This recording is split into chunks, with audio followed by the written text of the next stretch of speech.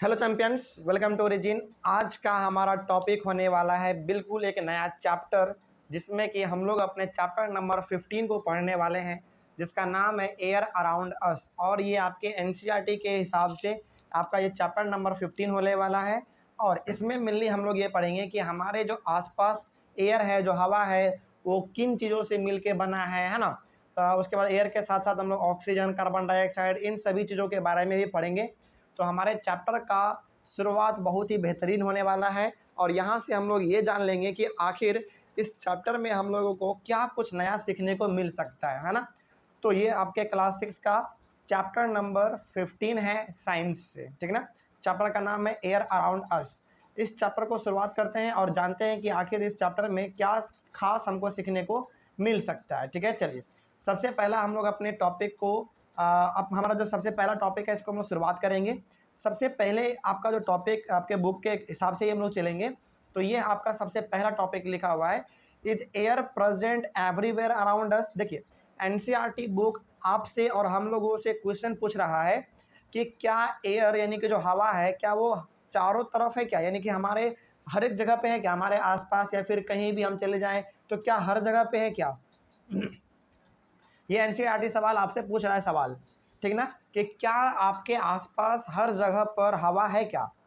चलिए इसी का जवाब हम लोग कुछ पॉइंट को पढ़ के देंगे कि क्या वाकई में हमारे आजू बाजू में यानी कि आसपास में क्या हवा है। हम लोग कुछ पॉइंट यहाँ पे लिखे हुए हैं, इसको हम लोग पढ़ने के बाद ये पता कर पाएंगे कि वाकई में हमारे चारों तरफ हवा है कि नहीं है। ठीक है, चलिए जानते हैं इसके बारे में, कुछ हम लोग पढ़ते हैं। तो हमारा सबसे पहला पॉइंट यही होने वाला है। देखते हैं क्या कुछ इसमें हम लोगों को खास देखने को मिल सकता है। Air is present everywhere around us. देखिए एनसीईआरटी बुक ही आपसे सवाल पूछा, is air present everywhere around us, और एनसीईआरटी बुक ही जवाब आपको दे दिया कि air is present everywhere around us, यानी कि हमारे चारों तरफ जहाँ भी हम खड़े हो जाएं और उसके चारों तरफ क्या है, हमारा एयर प्रेजेंट है ना। जैसे अभी मैं यहाँ पे बैठ के आपको पढ़ा रहा हूँ तो मेरे चारों तरफ हवा है। आप अभी बैठ के इस चीज़ को सुन रहे हैं, लेक्चर देख रहे हैं, तो ये भी हमारा क्या, आपके आसपास भी क्या है, हवा है ना। तो हवा चारों तरफ है। उसके बाद air has no colour and no, यहाँ पे वन नहीं होगा, यहाँ पे आप इसको नो कर लीजिएगा, ठीक है ना। नो कैन, सॉरी एक minute, air has no colour and one can see through it, यानी कि हवा का जो कलर है ना, वो कोई कलर इसका है ही नहीं, ये कलरलेस है और हवा के आर पार हम लोग देख सकते हैं। यानी कि यदि मैं अभी स्क्रीन देखकर आपको पढ़ा पा रहा हूँ तो कहीं ना कहीं मेरे आँख से लेकर स्क्रीन के बीच में हवा होगा और उस हवा के आर पार हम लोग देख पा रहे हैं ना। तो इसीलिए इट इज़ ट्रांसपेरेंट, यानी कि ये ट्रांसपेरेंट है, यानी कि हम लोग इसके बिल्कुल आर पार हम लोग एकदम बिल्कुल साफ साफ देख सकते हैं। ठीक है, तो इस पॉइंट से हम लोग क्या समझ लिए, इस पॉइंट से हम लोग ये समझ लिए कि एयर हैज़ नो कलर, यानी कि कलर का कोई भी कलर, मतलब कि एयर का कोई कलर है ही नहीं, वो कलरलेस है। और कलरलेस होने के कारण हम लोग इसके बिल्कुल आर पार देख सकते हैं, ठीक ना। इसीलिए तो मैं अभी स्क्रीन देखकर आपको पढ़ा पा रहा हूँ, है ना। तो हमारे आँख से लेकर स्क्रीन के बीच में एक हवा का लेयर होगा, हवा होगा, उसके आर पार हम देख पा रहे हैं, है ना, क्योंकि हवा हमारा क्या होता है, ट्रांसपेरेंट होता है। और ट्रांसपेरेंट का मतलब क्या है, जिसके हम लोग आर पार देख सकते हैं। ठीक है, आगे बढ़ते हैं फिर। एयर ऑक्यूपाइज स्पेस, हवा जो है ना स्पेस को छेकता है, बिल्कुल स्पेस को छेकता है। हमारे जितने भी आसपास, मतलब कि हम जहाँ भी चले जाएं उसके आसपास क्या रहेगा, एयर रहेगा, यानी कि हवा रहेगा।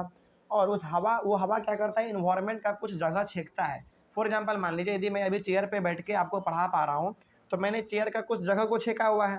उसी प्रकार से एयर हर एक जगह पे प्रेजेंट है, तो एयर भी इन्वायरमेंट के कुछ जगहों को छेकता है ना, ऑक्यूपाई करता है। आगे बढ़ते हैं फिर। Our earth is surrounded by a thin layer of air, this layer extends up to many kilometres above the surface of the earth and is called atmosphere. देखिए हमारा जो अर्थ है ना, हमारा जो पृथ्वी है, और ये सबसे पहली बात तो ये कि हमारा जो पृथ्वी है वो बहुत एक खूबसूरत सा प्लानट है ना। और हमारा जो ये अर्थ है ना, इसके चारों तरफ, यानी कि इसके बिल्कुल चारों तरफ ना एक लेयर फैला हुआ है, यानी कि एक परत बिछा हुआ है, किस चीज़ का, एयर का, यानी कि हवा का।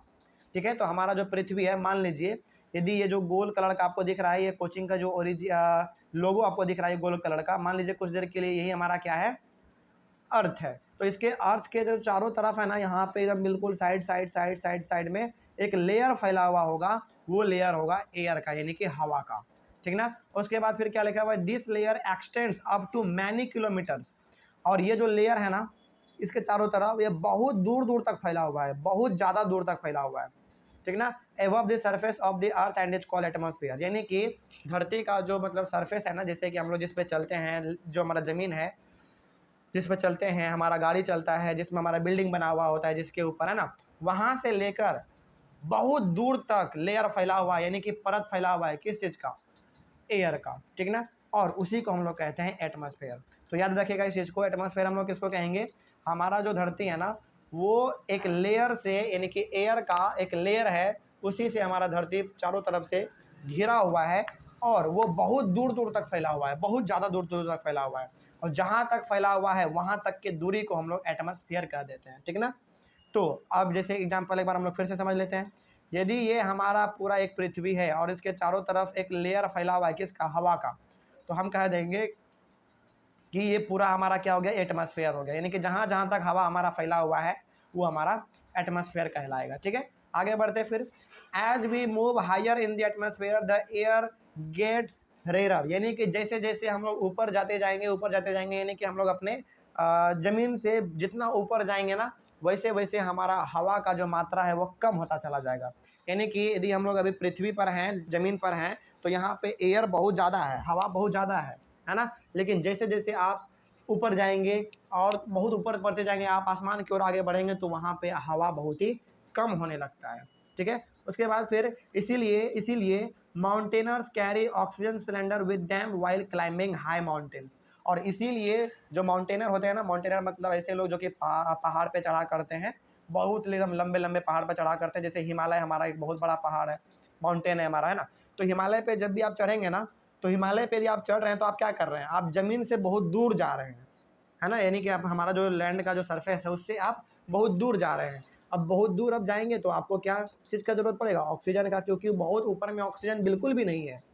इसीलिए जो लोग पहाड़ पे चढ़ते हैं ना वो अपने कंधे पर एक सिलेंडर बांध लेते हैं ऑक्सीजन का, और उसी के साथ वो आगे बढ़ते हैं, और उसी सिलेंडर से वो बार बार सांस लेते रहते हैं, क्योंकि ऊपर आप जैसे जैसे और ऊपर बढ़ेंगे ना तो वहाँ पे ऑक्सीजन की मात्रा कम हो जाती है, ठीक है। तो ये था हमारा इस टॉपिक का कुछ इंपॉर्टेंट टर्म्स और कुछ इंपॉर्टेंट पॉइंट जो कि हम लोगों ने यहाँ पे देख लिया है।